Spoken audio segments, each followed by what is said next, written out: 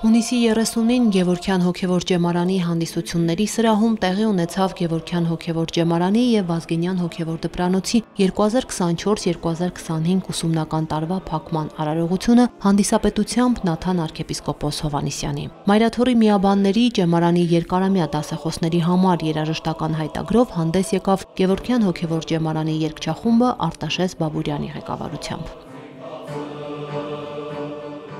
Ջեմարանը սոսկ կրթօջախ չէ, այն հոգեկերտումի օրան է արդեն 1.5 դար, իր խոսքում նշեց Գևորգյան հոգևոր ջեմարանի և Սևանի Վազգենյան դպրանոցի տեսուչ Շահե Ծայրագույն վարդապետ Անանյանը։ Հայր Սուրբն անդրադարձավ ուսումնական հաստատության առաքելությանը, սաներին հորդորեց լինել խիզախ ու քաջ, կյանքի գնով պաշտպանել նախնյաց սրբությունները։ Դասախոսներին ուղղված իր խոսքում Հայր Սուրբը հույս հայտնեց, որ նույն սիրով ու գուրգուրանքով կշարունակեն պարուրել ջեմարանը։ Ջեմարանի հանդեպ դասախոսների սերն ու նվիրվածությունը արտահայտեց պատմական գիտությունների թեկնածու Ավետիս Հարությունյանը։ Դասավանդման երկարամյա փորձ ունեցող պատմաբանը նշեց, այստեղ սաները ոչ միայն բազմակողմանի կրթություն են ստանում, այլև ազգային ինքնագիտակցություն կերտում և իրենց դասախոսների համար մեծ պատիվ է այդ գործընթացի մասնակիցը լինել։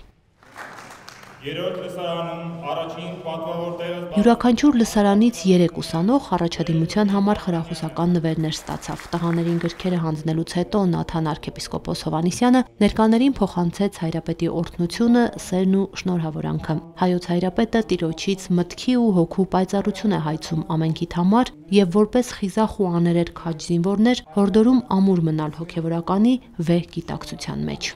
Ջեմարանը նորարարությունների, նոր գիտելիքների օջախ է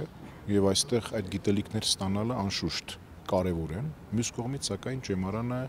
ավանդական կառույց է, այսինքն այստեղ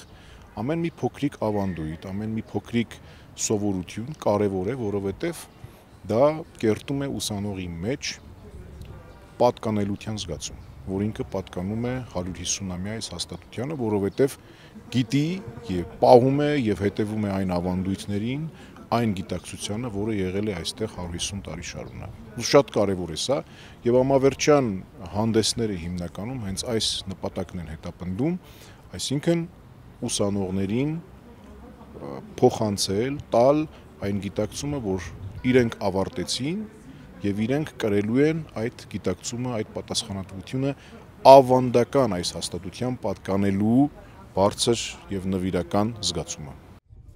11 սարկավակ ավարտեց ջեմարանը, իսկ առաջինից 5-րդ լսարանում շուրջ 90 սան է ուսանում։ Ընդունելությունը շարունակվելու է մինչև օգոստոսի վերջ։